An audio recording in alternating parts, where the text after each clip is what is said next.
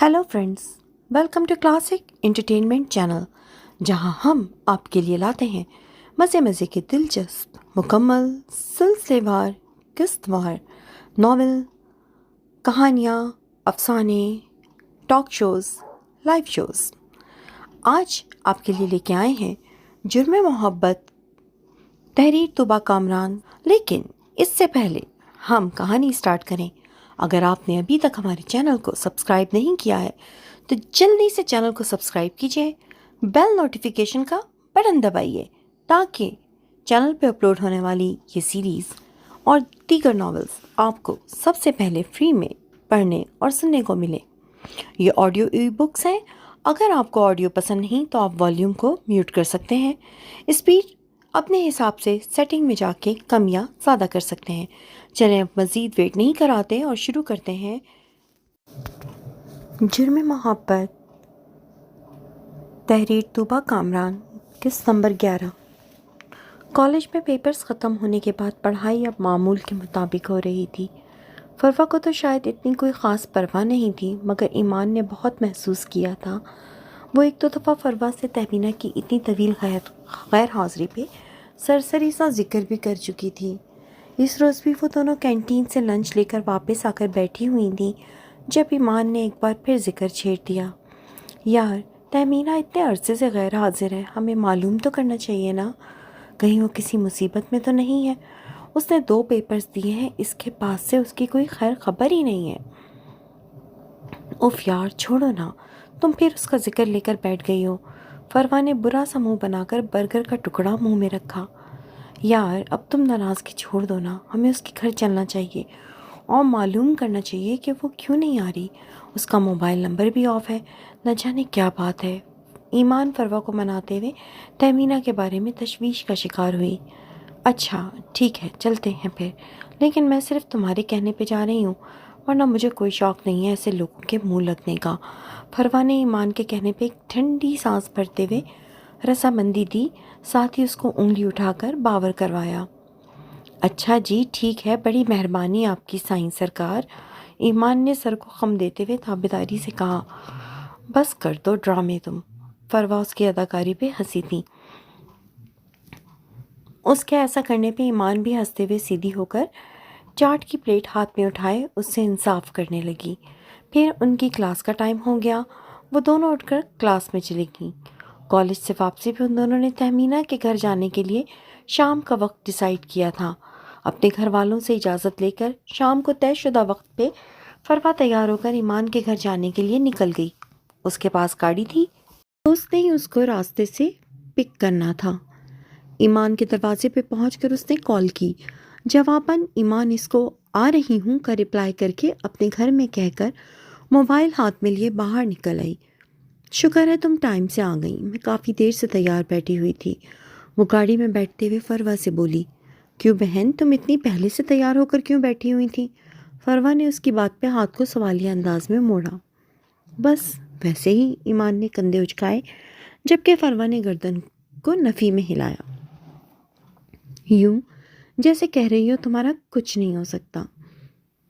फरवा ने उसके बैठने के बाद ड्राइवर को तहमीना के घर का रास्ता बता दिया, जिस पे ड्राइवर ने गाड़ी का रुख उस रास्ते की जानिब मोड़ दिया। कुछ ही देर बाद उनकी गाड़ी तहमीना के घर के आगे रुक चुकी थी। वो दोनों गाड़ी से उतर के आगे को आईं। यार, यहाँ तो ताला लगा हुआ है, ईमान ने गेट पे लगे ताले को हाथ में लेकर फरवा से कहा। लो जी, अब हमारा आना बेकार हुआ। फरवा ने मुंह बनाते हुए दोनों हाथ सीने पे बांधे। चलो फिर किसी से पूछ लेते हैं ये लोग कहाँ गए हैं। ईमान अपना इरादा जाहिर करते हुए पलटी थी। छोड़ो ना यार, वापस चलते हैं, फिर कभी देख लेंगे। फरवा को ना जाने क्यों बेजारियत हो रही थी। यार, अब आ ही गए हैं तो मालूम करने में क्या हर्ज है, पता चल जाएगा ना, हो सकता है कहीं शहर से बाहर ना गए हुए हों। ईमान ने उसको कायल करने की कोशिश करते हुए इधर उधर किसी की तलाश में नजरें दौड़ाईं, जब ही सामने वाले घर का दरवाज़ा खुला था और वहाँ से उस रोज़ वाला लड़का बाहर निकला था। बात सुने, ये लोग कहीं गए हैं? जैसे ही ईमान की नज़र उस पर पड़ी, वो लपक के आगे बढ़ी। उस लड़के ने ईमान के सवाल पूछने पे उसको यूं देखा जैसे उसको उसकी जहनी हालत पे कोई शुबा हो। ہیلو، ایسے کیا گھور گھور کے دیکھ رہے ہو؟ تم سے پوچھ رہی ہوں، بتا دو یہ لوگ کہاں گئے ہیں؟ اس لڑکے کے گھورنے پہ ایمان سارے ادب و لحاظ کو بالائے طاق رکھتے ہوئے آپ سے تم پر آ گئی تھی۔ اس نے تل ملا کر اس کے آگے چٹکی بجاتے ہوئے اپنا سوال دہرایا۔ آپ کون ہیں ان کی؟ اس لڑکے نے الٹا سوال داغا۔ میں نے تم سے اتنا پوچھا ہے کہ یہ لوگ کہاں گئے ہیں، اگر تمہیں معلوم ہے تو بتا دو، بجائے میرے سوال کا جواب دینے کے الٹا مجھ سے سوال پوچھ رہے ہو۔ ایمان کو اس کے جواب دینے کی بجائے سوال پوچھنے پہ صحیح تپ چڑھی تھی۔ ریلیکس یار، کیا ہو گیا؟ فروا اس کو یوں لڑتا دیکھ کر آگے بڑھائی۔ دیکھیں، ہم ان کی فرینڈ ہیں، یہ کافی دن سے کالج نہیں آ رہی، تو ہم اس لیے معلوم کرنے آئی تھیں، مگر یہاں تالا لگا ہوا دیکھا تو بس۔ فروا اب اس لڑکے سے مخاطب ہوئی تھی۔ حد ہے بھائی، کسی اچھی لڑکی سے دوستی کریں، ایسی لڑکیاں دوستی کے قابل نہیں ہوتی جن کو اپنے ماں باپ کی عزت کا بھی خیال نہ ہو، وہ دوستوں کی عزت کا کیا خاک خیال کریں گی؟ وہ لڑکا بڑی بوڑھی عورتوں کی طرح کانوں کو ہاتھ لگاتے ہوئے بولا تھا۔ اس لڑکے کی بات پہ ان دونوں نے حیرت اور ناسمجھی کی ملی جلی کیفیت لیے ایک دوسرے کی طرف دیکھا۔ کیا مطلب ہے تمہاری بات کا؟ پلیز ذرا ٹھیک سے بتاؤ گے، کہنا کیا چاہ رہے ہو؟ ایمان اس کی بات پہ بھڑک اٹھی۔ بڑی ہی کم عقل ہیں جی آپ، اس لڑکے نے ایمان کی عقل پہ ماتم کیا۔ خیر، عابد صاحب کی بیٹی کچھ ٹائم پہلے اپنے عاشق کے ساتھ رات کو گھر سے بھاگ گئی تھی، اس لیے اب وہ لوگ یہ گھر چھوڑ کر یہاں سے چلے گئے ہیں۔ اب اللہ جانے کہاں گئے ہیں۔ اس لڑکے نے ان دونوں کے سر پہ یہ حقیقت بتا کر بم پھوڑا تھا۔ آخری بات کر کے کندھے اچکاتے ہوئے وہ وہاں سے چلا گیا۔ پیچھے وہ دونوں تو یہ سن کر ہی شدید شاکڈ رہ گئی تھیں۔ یہ کیا کہہ کر گیا ہے یہ لڑکا؟ ایمان بے یقینی کی کیفیت میں اس لڑکے کی جانب ہاتھ سے اشارہ کرتے ہوئے فروا سے مخاطب ہوئی۔ ایسا کیسے ہو سکتا ہے؟ فروا کو بھی یقین نہیں آ رہا تھا۔ بیٹا، یہاں کیوں کھڑی ہو آپ دونوں؟ کون ہو؟ اپنی سوچوں میں گم، حیران، پریشان اور بے یقینی کی کیفیت میں گھری دونوں کھڑی ہوئی تھیں جب عقب سے کسی کی آواز پہ وہ چونک کر مڑی تھیں۔ ان کے پیچھے ایک 50-55 سال کی عمر کا شخص کھڑا ہوا تھا۔ انکل، یہ کہاں گئے ہیں؟ فروا نے مڑ کر ان سے وہی سوال پوچھا۔ بیٹا، ان کی بیٹی کچھ دن پہلے راتوں رات اپنے عاشق کے ساتھ فرار ہو گئی، اپنے ماں باپ کی عزت کو رون کر۔ کچھ ٹائم ہوا ہے یہ لوگ یہاں سے چلے گئے ہیں۔ عابد صاحب کی بنی بنائی عزت ان کی بیٹی نے خاک میں ملا دی۔ بیچارے بہت ٹوٹ گئے تھے بیٹی کے اس طرح کرنے پر۔ اس شخص کے لہجے میں دکھ کی آمیزش تھی۔ ایمان تو بالکل ہی خاموش تھی، جبکہ فروا ابھی تک حیرت کے سمندر میں غوطہ زن تھی۔ یہ سب گاڑی میں بیٹھا ڈرائیور بھی دیکھ رہا تھا۔ وہ گاڑی میں سے اتر کر ان کے سامنے چلا آیا۔ بی بی چلیں واپس؟ ہاں چلیے، فروا ڈرائیور کی آواز پہ چونک کر بولی، جبکہ ایمان ابھی تک سخت کسی کیفیت میں کڑی تھی۔ وہ انکل بھی وہاں سے جا چکے تھے۔ چلو ایمان، فروا نے اس کا کندھا ہلا کر خیالوں کی دنیا سے باہر نکالا تھا۔ ہاں، کیا ہوا؟ اس کے یوں کندھا ہلانے پہ ایمان بھی چونک کر پوچھنے لگی۔ چلو، دیر ہو رہی ہے، واپس چلتے ہیں۔ وہ اس کا ہاتھ تھام کر گاڑی کی طرف بڑھ گئی۔ فروا، مجھے ایک بات کا شک ہو رہا ہے۔ ایمان گاڑی کی طرف جاتے ہوئے ایک دم چونکی، جیسے کچھ یاد آ گیا ہو۔ کیا؟ کس بات پہ؟ کیسا شک؟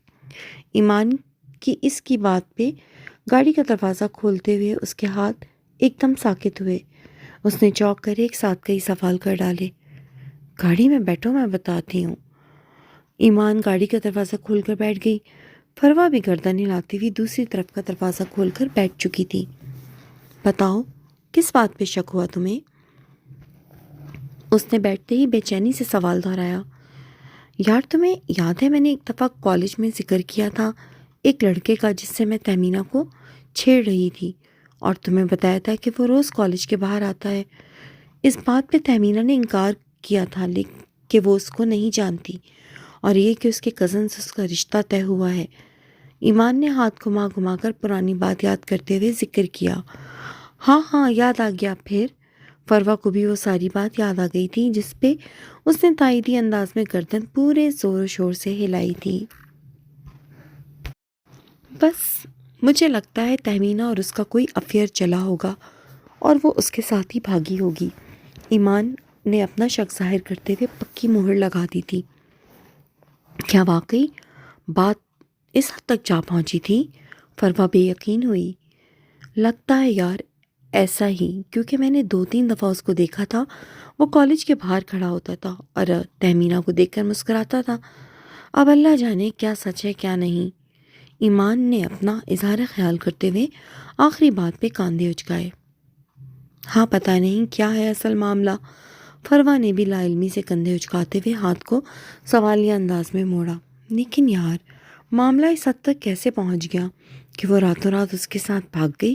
ایمان نے قدرے اس کے کان کے نزدیک جھک کر سرگوشی کی تھی۔ مجھے کیا پتہ یار، مجھے تو اس بارے میں بھی تم نے بتایا تھا، جبکہ تہمینہ نے تو اس بات کو جھٹلا دیا تھا۔ ایمان کی بات پہ فروا تنک کر بولی۔ ہاں یہ بھی ہے، ایمان نے گردن ہلا کر تائید کی۔ اسی اثنا میں اس کا گھر آ چکا تھا۔ وہ فروا کو بائے کرتی گاڑی کا دروازہ کھول کر اتر گئی۔ اس کے اترنے کے بعد ڈرائیور نے گاڑی فروا کے گھر کی جانب دوڑانی شروع کر دی تھی۔ عابد صاحب اور شہناز کو مہناز کے گھر رہتے ہوئے 1 ہفتے سے اوپر ہو چکا تھا۔ ساتھ ساتھ عابد صاحب کی اپنے گھر کو بیچنے کی تگودو بھی جاری تھی۔ مہناز کے ساتھ رہنے کی وجہ سے شہناز بھی اب خود کو کافی حد تک سنبھال چکی تھیں۔ مہناز کی بیٹیاں بھی اپنی خالہ کی ہر وقت دلجوئی کرتی رہتی تھیں، جس کے باعث شہناز کی طبیعت میں بھی کافی بہتری آئی تھی۔ اپنی بیوی کو زندگی کی طرف واپس بڑھتے دیکھ کر عابد صاحب نے دوبارہ اپنی جاب پہ جانا شروع کر دیا تھا۔ 1 ماہ کے اندر اندر ان کا گھر مناسب قیمت میں بک چکا تھا۔ انہوں نے جمال صاحب کے علاقے میں ایک چھوٹا سا 2 کمروں کا فلیٹ لے لیا تھا اور شفٹ ہو گئے تھے۔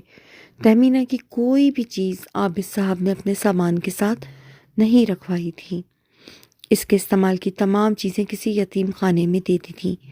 شہناز کچھ کہنا چاہتی تھی مگر مہناز نے ان کو روک دیا تھا۔ عابد بھائی جو کر رہے ہیں کرنے دو، بیکار اس کی چیزیں نظروں کے سامنے ہوں گی تو تکلیف ہوگی پھر۔ بہن کے یوں سمجھانے پہ انہوں نے بھی دل پہ پتھر رکھ لیا تھا۔ ویسے بھی اب ساری زندگی اس کے بغیر ہی گزارنی تھی۔ بقول عابد صاحب کے وہ مر چکی ہے ہمارے لیے، اب مرے ہوئے لوگ واپس تو نہیں آ سکتے نا، سو اس کڑوی حقیقت کو تسلیم کرنا ہی بہتر تھا۔ اپنے مختصر سامان کے ساتھ وہ لوگ اس فلیٹ میں شفٹ ہو گئے تھے۔ مہناز کی بیٹیوں نے کافی مدد کروا دی تھی،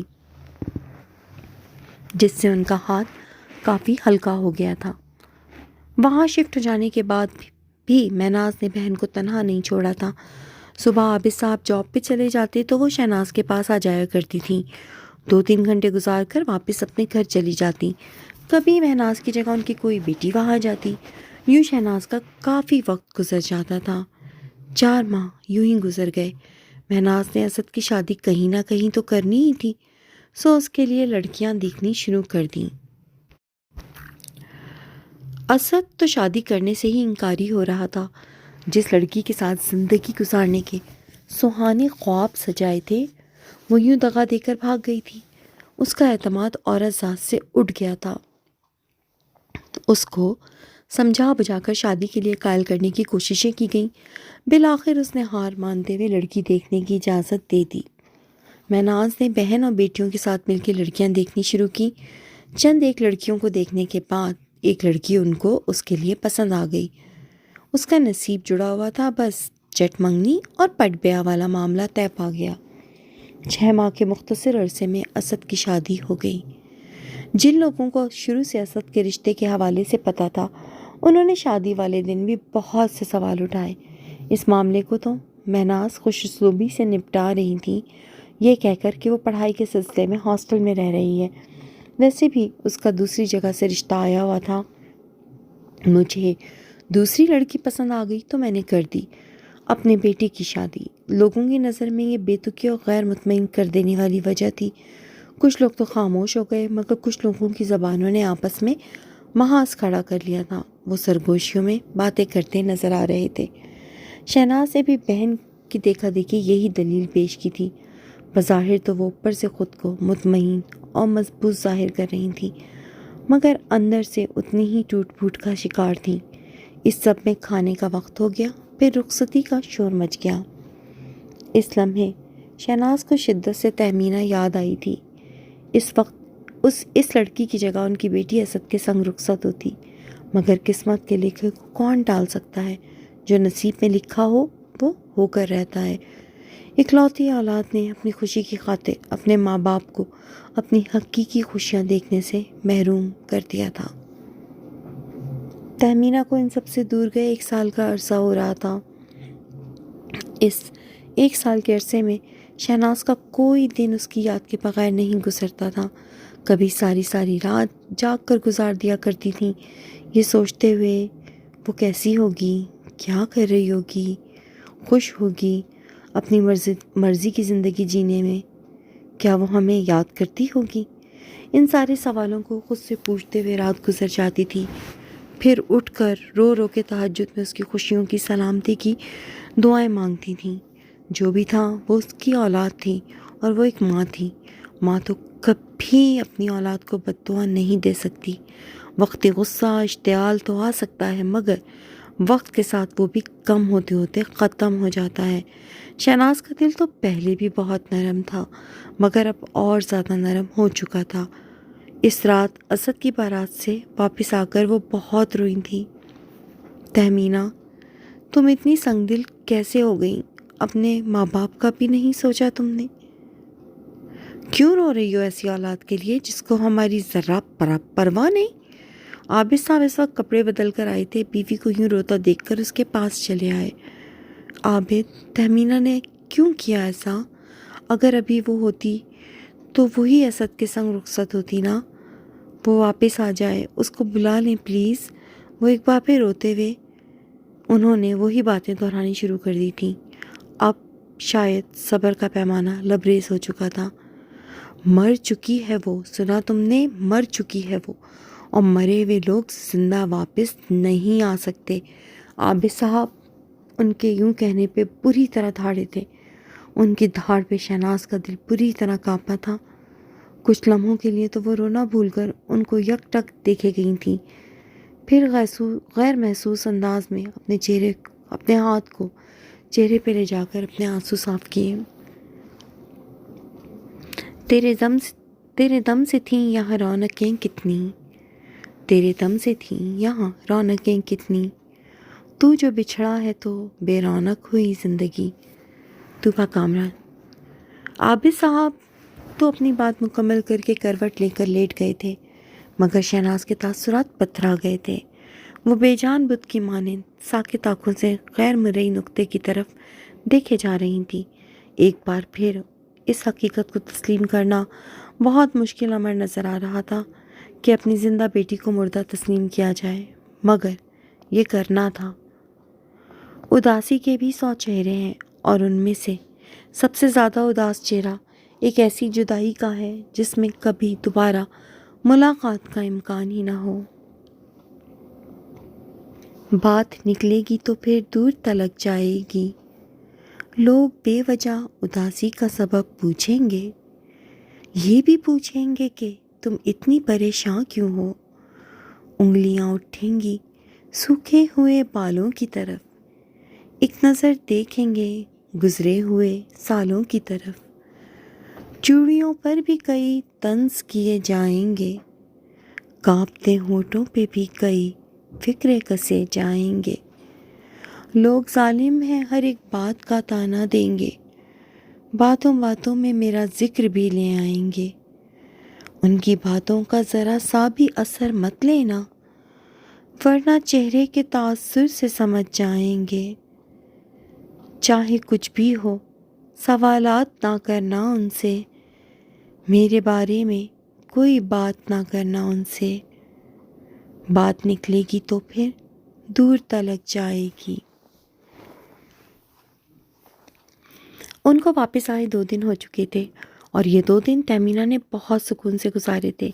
اگر وہ اپنے ماں باپ سے مل لیتی، معاف کرنے کی بجائے عابد صاحب کا غصہ اود آتا اور وہ مناج کو کوئی نقصان پہنچا دیتے تو کیا ہوتا؟ ہو سکتا تھا مناج کو دیکھ کر ان کا اشتعال بڑھ جاتا اور وہ اس کو جان سے مار دیتے تو اس کا کیا ہوتا؟ شکر تھا کہ مناج نے اس کی بات مان لی تھی، وہ تو اب اس کو کھونے کے تصور سے ہی خوف میں مبتلا ہو جاتی تھی۔ وہ اس کی کل ملکیت تھا، اس کی متاع جان۔ سب مرد ایک جیسی فطرت کے حامل نہیں ہوتے ہیں۔ یہ بات منہاج نے بہت اچھی طرح ثابت کی تھی۔ بے شک اس نے نکاح کے لیے غلط طریقہ اپنایا تھا، مگر اپنی محبت کو پانے کے لیے یہ غلط طریقہ بھی اس کی نظر میں جائز تھا۔ اس نے نکاح کیا تھا، کوئی گناہ نہیں، یہ سوچے بغیر کہ اس کے پیچھے اس کے ماں باپ کا کیا حال ہوا ہوگا، وہ کس طرح جی رہے ہوں گے۔ لوگوں کی باتیں، ان کے طعنے اور طنز بھرے تیروں سے ان کے جگر کس حد تک چھلنی ہو چکے ہوں گے۔ وہ اس سب سے بے نیاز ہو چکی تھی۔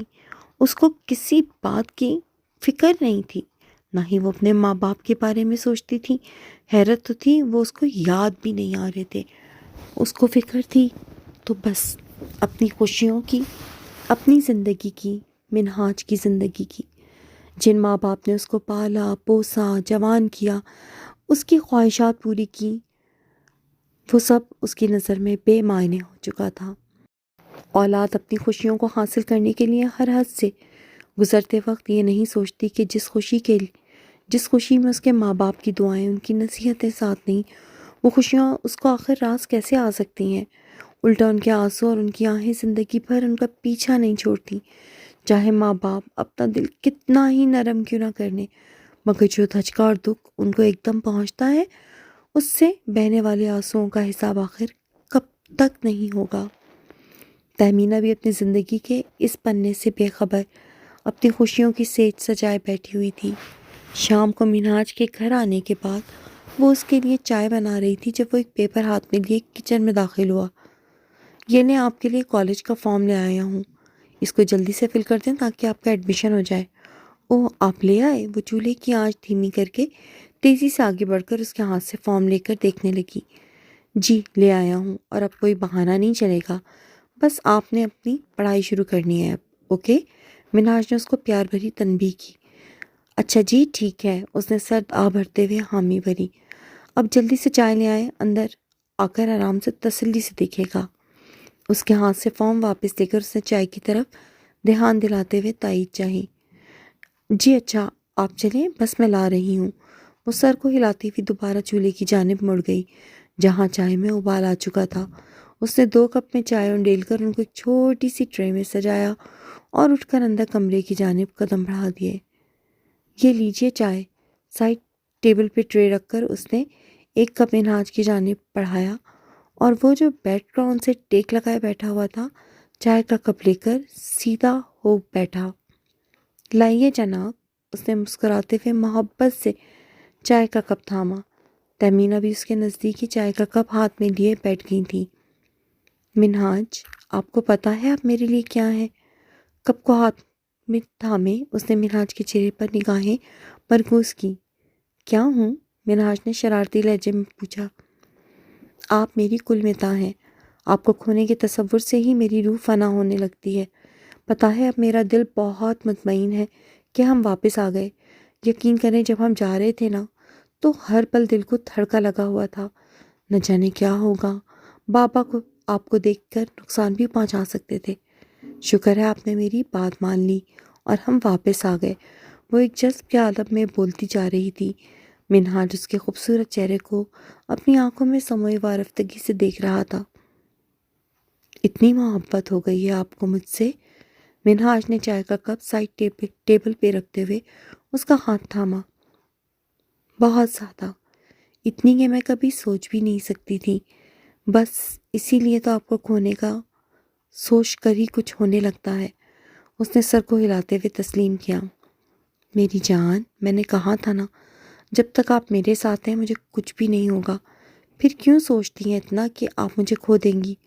اس کے ہاتھ سے چائے کا کپ لے کر سائڈ ٹیبل پہ رکھا، پھر اسی ہاتھ کو بڑھا کر اس کو اپنے حصار میں لیا۔ وہ اس کے سینے سے آ لگی تھی، اس کی دھڑکنوں میں بجتے سانس میں اس کو اپنا نام سنائی دے رہا تھا۔ اس خوبصورت احساس میں ڈوبے اس نے اپنی آنکھیں موند لی۔ منہاج نے اس کے بالوں پہ اپنے لب رکھ دیے تھے۔ زندگی اتنے پیارے شخص کے ہمراہ اتنی حسین، اتنی خوبصورت ہو سکتی تھی، اس نے کبھی سوچا بھی نہیں تھا۔ بیک وقت دونوں ہی یہی بات سوچ رہے تھے۔ ارے چائے ٹھنڈی ہو گئی ہوگی، وہ ایک دم تہمینہ کو یاد آیا تو وہ جھٹکے سے اس سے الگ ہوئی۔ ہاں چائے تو ٹھنڈی ہو گئی ہے، मिनहाज ने कप हाथ में लेकर चेक किया। मैं गरम करके लाती हूँ। उसने कप की जानिब हाथ बढ़ाकर दोनों कप उठा लिए और किचन में चली गई। चंद लम्हों बाद वो दोबारा खौलती हुई चाय लेकर कमरे में आ गई। ये ले जी, आप अब पी लेते हैं, फिर बातें करेंगे, वरना फिर ठंडी हो जाएगी। उसने कप मिनहाज की तरफ बढ़ाया। बिल्कुल, उसने कप लेते हुए तायीद की। घूट घूट करके चाय अपने अंदर उतारने के बाद जैसे ही वो उन खाली कप्स को ट्रे में रखकर किचन में जाने के लिए उठी, इसी लम्हे उसको बड़े जोर का चक्कर आया। अगर मिनहाज उसको यूं चकराता हुआ ना देखता तो शायद उसका वजूद ज़मीन बोस हो जाता। तहमीना, क्या हुआ आपको? जाने मिनहाज क्या हुआ? वो उसको अपनी बाहों में संभालते आवाज़ पाख्ता सा उसके गाल थपथपा रहा था। पता नहीं, एकदम से कुछ कमज़ोरी सी महसूस हो रही है। तहमीना बंद आंखों से नकाहा ज़दा लहजे में बोली। आप यहाँ बैठें। वो उसको लिए बेड पे बैठ गया। क्यों हो रही है कमज़ोरी? ठीक से खा पी नहीं रही आप? उसके हाथों को अपने हाथ में लिए वो इस्तफसार कर रहा था। पता नहीं, एकदम से चक्कर आ गए थे। तहमीना अब अपनी आंखें खोलकर उससे बोली। चलिए उठें, डॉक्टर के पास चलते हैं। मिनहाज उसके हाथ की पुश्त सहलाता हुआ बोला। नहीं, मैं ठीक हूँ, ऐसे ही हो गया होगा। उसने टालना चाहा। कोई ठीक नहीं है, आप जल्दी चलें जल्दी करें। बल्कि ये लें चादर अपनी। मिनहाज ने उसकी बात की नफ़ी करते हुए अलमारी से उसकी चादर निकाल कर उसको ओढ़ाई। उफ मिनहाज, मैं कुछ नहीं सुनूंगा, बस आप चलें मेरे साथ डॉक्टर के पास। उसकी बात काट के उसने उसको खड़ा किया। नाचार तहमीना को भी उसकी बात माननी पड़ी। गाड़ी में बैठ के वो दोनों कुछ दूर हॉस्पिटल पहुँचे थे, जहाँ काफ़ी रश था। उफ, यहाँ तो बहुत रश है। तहमीना को रश से कोफ्त हो रही थी। कुछ उसका जी भी मतला रहा था। बस आराम से बैठे हैं, अभी थोड़ी देर में नंबर आ जाएगा हमारा। उसके यूं कहने पे वो खामोशी से सर हिलाकर बैठ गई। काफ़ी देर इंतज़ार के बाद आखिर उसका नंबर आ ही गया था। मिनहाज के साथ वो डॉक्टर के कमरे में गई। वो लेडी डॉक्टर थी। उसने तहमीना का मुआयना किया। आप कौन हैं इनके? डॉक्टर उसका चेकअप करने के बाद मिनहाज से मुखातिब हुई। मैं हस्बैंड हूँ इनका डॉक्टर। क्या हुआ है इनको? सब ठीक है ना? उसने अपना तारुफ करवाने के बाद फिक्रमंदी से पूछा। जी सब ठीक है, परेशानी वाली कोई बात नहीं। She is pregnant. डॉक्टर ने पेशावराना मुस्कुराहट के साथ उनको खुशखबरी सुनाई। इस खबर को सुनकर तो उन दोनों के चेहरे खुशी से खिल उठे थे। Thank you so much doctor. ये खुशी की खबर सुनकर मिनहाज फूले नहीं समा रहा था, तो दूसरी तरफ तहमीना के चेहरे से भी खुशी फूट रही थी। अरे शुक्रिया की क्या बात है, वैसे ही आपका फर्स्ट बेबी है। डॉक्टर ने अपनी चकोर मेज़ के पीछे रखी कुर्सी पे बैठ के मेज़ पे रखे पेन को उठाकर पूछा। जी डॉक्टर साहिबा। मिनहाज ने गर्दन इस बात में हिलाई। बस आपने इनका बहुत ख्याल रखना है। इनको ज़्यादातर जूस फ्रूट से, बाकी दवाइयाँ ये मैं लिख देती हूँ। बाकायदगी से चेकअप करवाना है इनका। डॉक्टर ने अब नोट पैड उठाकर उस पर चंद दवाएँ लिखकर नुस्खा फाड़ के मिनहाज की तरफ बढ़ाया। जी ठीक है, मैं बहुत ख्याल रखूँगा। उसने डॉक्टर से नुस्खा लेते हुए पुरजोश अंदाज में कहा। खुशी से उसके पाँव ज़मीन पे नहीं टिक रहे थे। वो तहमीना को अपने साथ लिए डॉक्टर के कमरे से बाहर निकल आया था। मेडिकल स्टोर से दवाई ली, फिर दोनों वापस जाकर गाड़ी में बैठ गए। मैंने कभी नहीं सोचा था मेरी वीरान ज़िंदगी में भी इतनी खूबसूरत बहार आएगी, और अब इस बहार में एक फूल भी खिलने वाला है। मैं बहुत खुश हूँ जाने मिनहाज। गाड़ी में बैठ के वो फरते जज्बात से तहमीना का हाथ थाम कर बोला। वो तो उसके यूं कहने पे ही शर्म से गुलनार हो रही थी। उसके चेहरे पर बिखरे रंग देखकर वो भी सरशारी से मुस्कुराते हुए गाड़ी स्टार्ट कर चुका था। रास्ते से काफ़ी सारी फ्रूट्स लेते हुए वो दोनों अपार्टमेंट पहुंच चुके थे। अब आपने अपना बहुत ख्याल रखना है। मैं किसी मेड को नहीं जानता मगर मैं बहुत जल्द इसका इंतज़ाम कर दूँगा ताकि वो आपका और ज़्यादा ख्याल रखे। अपने फ्लैट में दाखिल होने के बाद उसने बहुत एहतियात से उसको बेड पे बिठाया और फिर भागता हुआ किचन में गया। वहाँ से फ्रूट निकाल के एक प्लेट में रखे और फिर एक ट्रे निकाल कर उसमें छुरी और फ्रूट की प्लेट रखकर वापस ट्रे में आकर बेड पे बैठ के फ्रूट काटने लगा। अभी मैं नहीं खाऊंगी मिनहाज, प्लीज़। उसने उसको फ्रूट काटता देखकर टोका। आपको अब बहुत सारा खाना है, अब कोई इज़्ज़त नहीं चलेगी, समझी आप? उसने उसके इनकार को खातिर में लाए बगैर प्यार भरी डांट पिलाई। साथ ही सेब की एक काश उसकी तरफ बढ़ाई, जिसको तहमीना ने मुंह बनाते हुए उसके हाथ से ले लिया। آپ میٹ کا انتظام کہاں سے کریں گے؟ اس نے سیب کی کاش کھاتے ہوئے سوال کیا۔ یہاں اپارٹمنٹ میں ہی پوچھتا ہوں کسی سے، نہیں تو کہیں نہ کہیں سے ہو جائے گا انتظام، آپ پریشان مت ہوں، اس نے تسلی دیتے ہوئے اس کو یقین دلایا۔ اس نے گردن ہلاتے ہوئے سیب کی پھانک منہ میں رکھی۔ آپ بھی کھائیں نا، سارا مجھے ہی کھلا دیں گے کیا؟ ایک اور پھانک اس کے ہاتھ سے لیتے ہوئے اس نے منہاج سے کہا۔ اچھا جی، میں بھی کھا لوں گا، مگر پہلے آپ کھائیں۔ وہ اس کی کسی بھی بات کو خاطر میں نہیں لا رہا تھا۔ وہ مسکرا کر سر جھکا گئی۔ اس کے کہنے پہ مناج نے بھی منہ میں سیب کی پھانک رکھ لی تھی اور پھر پورے 2 سیب باتوں ہی باتوں میں تہمینہ کو کھلا دیے تھے۔ اف، اتنا سارا کھلا دیا آپ نے مجھے، اپنے پیٹ پہ ہاتھ رکھ کے اس نے منہ پھلایا۔ کوئی اتنا سارا نہیں کھلایا۔ اس نے ایک بار پھر نفی کرتے ہوئے پلیٹ اور چھری کو ٹرے میں رکھا اور اٹھ کر کچن میں چلا گیا۔ یہ تو میری عادتیں خراب کر دیں گے۔ اس کے جانے کے بعد وہ خود سے سرگوشی میں ہم کلام ہوئی، مگر آواز اتنی ضرور تھی کہ واپس کمرے میں آتے منہاج کے کانوں سے ٹکرائی تھی، جس پہ وہ مسکرا کر رہ گیا تھا۔ کیا کہہ رہی تھیں آپ؟ کمرے کے داخلی دروازے پہ کھڑے ہو کر اس نے ابرو اچکاتے ہوئے سینے پہ ہاتھ باندھے۔ اس کے یوں وہ ایک دم سے آ جانے اور پوچھنے پہ وہ چونکی تھی، پھر قدرے سنبھل کر بولی، میں یہی کہہ رہی تھی کہ آپ میری عادتیں خراب کر دیں گے۔ تو ہو جانے دیں عادت خراب، کیا ہوا؟ میں ہوں نا، اس نے کندھے اچکاتے ہوئے شان بے نیازی سے کہا۔ اچھا اب میں رات کا کھانا بنا لوں؟ وہ بیڈ سے اترنے لگی۔ کوئی ضرورت نہیں ہے کچھ بھی کرنے کی، اس نے ایک بار پھر ٹوکا۔ پلیز، کھانا بنانے سے کچھ نہیں ہوگا، مجھے تھوڑا کام تو کرنے دینا۔ کون سا میں کوئی پہاڑ توڑنے کی باتیں کر رہی ہوں؟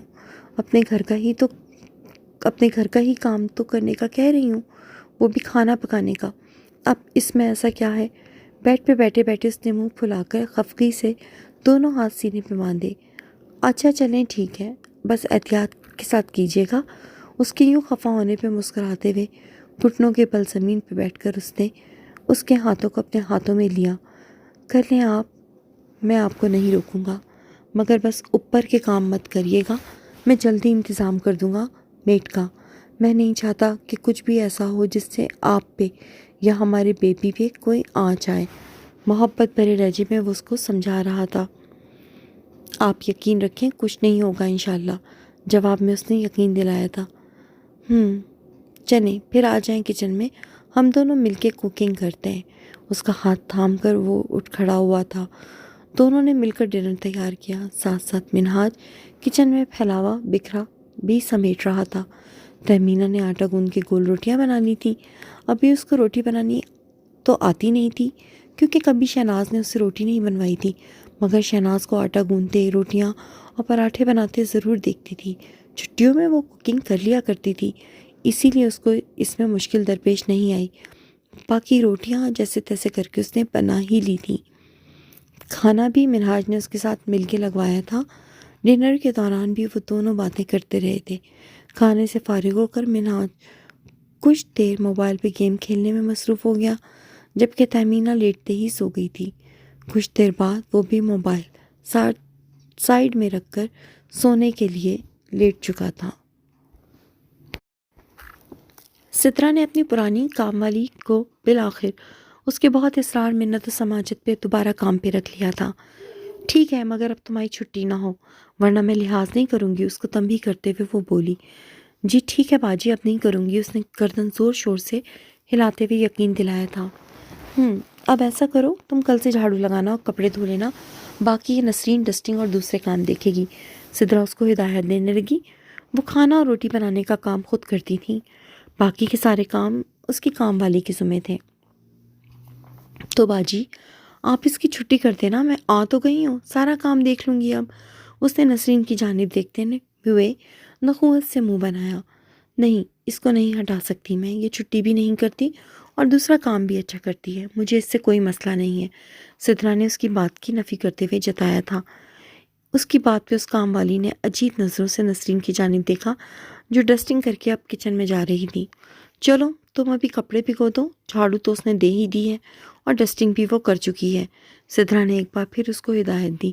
جی ٹھیک ہے، وہ کہہ کر اٹھ گئی تھی، اپنے ارادوں کو منزل تک پہنچانے میں گم ہو کر کام پہ لگ گئی، جبکہ نسرین اپنی زندگی میں آنے والے طوفان سے بے خبر اپنے کام نپٹا رہی تھی۔ کام نپٹانے کے بعد اس نے دروازے پہ لٹکی چادر اتار کے اوڑھی، پھر سدرا کو سلام کر کے گھر سے باہر نکل گئی۔ بس ایک ماہ اور پھر انشاءاللہ میرا بیٹا بھی اسکول جائے گا۔ آنے والے طوفان سے بے خبر وہ مستقبل کے سہانے خواب آنکھوں میں سجائے چلتی ہوئی ہمیشہ کی طرح ہوٹل پہنچ گئی۔ ہوٹل کے مالک نے اس کو دیکھتے ہی اپنے ملازم کو آواز لگا کر کھانے کا کہہ دیا تھا۔ تیرا کام وام سب ٹھیک چل رہا ہے نا؟ رشید نے پوچھا۔ ہاں بھائی، شکر ہے پروردگار کا، سب ٹھیک چل رہا ہے، بس اگلے ماہ شارق کا اسکول میں ایڈمیشن کروا دوں گی، اس نے خوشی خوشی بتایا۔ اللہ مبارک کرے، اس نے دعا دیتے ہوئے ملازم کا باندھا ہوا کھانے کا شاپر اس کی جانب بڑھایا۔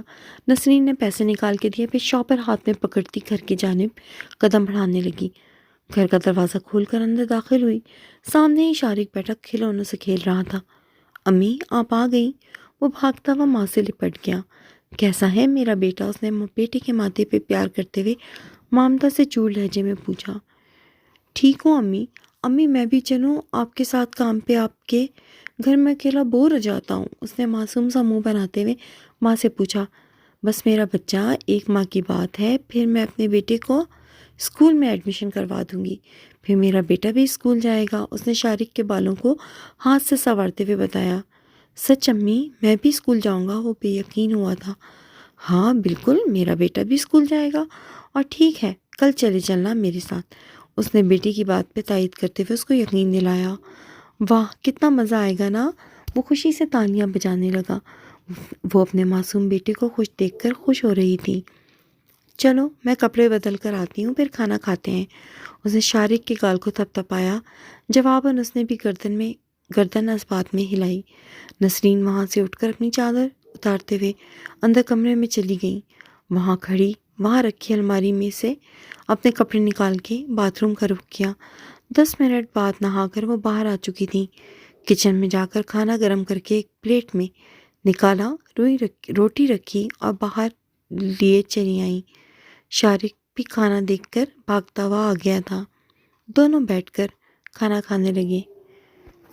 تو جناب آج کے لیے بس اتنا ہی۔ آپ نے نوٹ کیا ہوگا اچھی لمبی طویل ایک ساتھ جرم محبت کی ہم آپ کے لیے لے کے آ رہے ہیں۔ بہت ہی خوبصورت کہانی ہے۔ کیا ہوا ہوگا تہمینہ کے ساتھ اور منہاج کے ساتھ؟ کیا وہ دونوں مکافات عمل کا شکار ہوں گے؟